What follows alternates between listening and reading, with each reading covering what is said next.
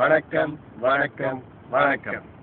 Fun TV comedy time சொன்னதும் எல்லா வேலையும் விட்டுட்டு வெட்டித்தனமாக டிவி பார்க்குறவங்க எல்லாத்துக்கும் வணக்கம். வாங்க, இன்னைக்கு நம்மளுக்கு வந்து நூற்றுக்கணக்கான கல்லில் சில கல்லை பார்ப்போம். இந்த கல்லுலாம் மக்கள் இன்னைக்கு எங்களுக்காக அனுப்பி வச்சது. எங்கள் ப்ரோக்ராம் பிடிக்காம எங்களை கல்லாலே அடிப்பேன்னு சொல்லி சிம்போலிக்காக சொல்லியிருக்காங்க. அதுக்கு வாங்க நம்ம மொதல் கோலை இருப்போம். மொதல் கோலை கல் மலையிலேருந்து ஏழுமலை இந்த பெரிய கல் அனுப்பியிருக்காரு. அதான் அழகாக டிசைன் பண்ணி அனுப்பியிருக்காரு. கல்லை பாருங்கள், நல்லா அருமையாக ஒரு டிசைன் பண்ணி நம்மளுக்காக கல் மலையிலேருந்து ஏழுமலை அனுப்பியிருக்காரு. சரி, அவர் கால் பண்ணுவோமா?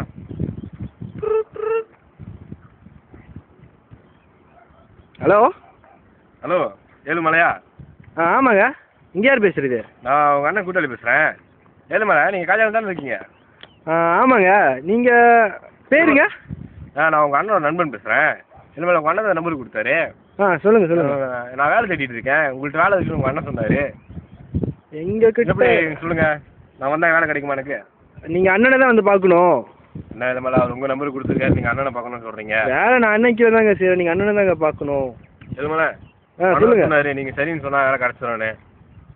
நீங்கள் சன் டிவிலேருந்து ஃபன் டிவிலேருந்து தானே பேசுகிறீங்க?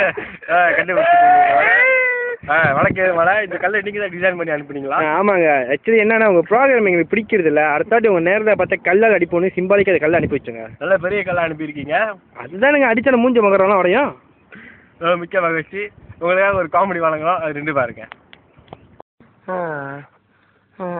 இந்த வீங்க வீங்கிட்டு எத்தனை பேர் உங்களை அடிச்சாங்க? முதல்ல ஒரு 3-4 பேர் தான் அடிச்சானுங்க.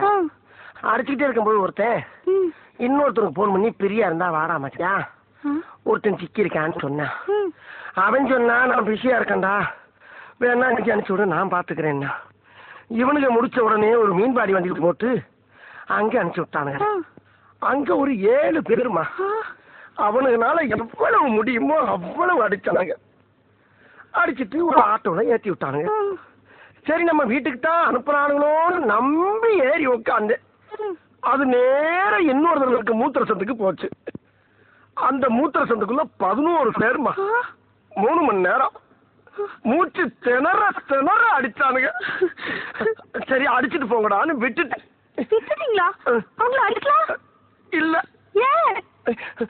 அடிக்கும் போது ஒருத்தன் சொன்னா, எவன் அடிச்சாலும் தாங்குறான்டா, இவன் ரொம்ப நல்லவன் ஒரு வார்த்தை சொல்லிட்டாங்க. நானும் பழிக்காத மாதிரியே எவ்வளவு நேரம் தான் அடிக்கிறது. இவ்வளவுக்கும் காரணம் அந்த பெரியவா சும்மா விடக்கூடாது. அது மட்டும் இல்ல, தாத்தா சொத்து பேத்திக்கு தான் சொந்தம்னு சொல்லிக்கிட்டு தெரியறா. அவளையே நீங்க சொந்தமாக்கிட்டா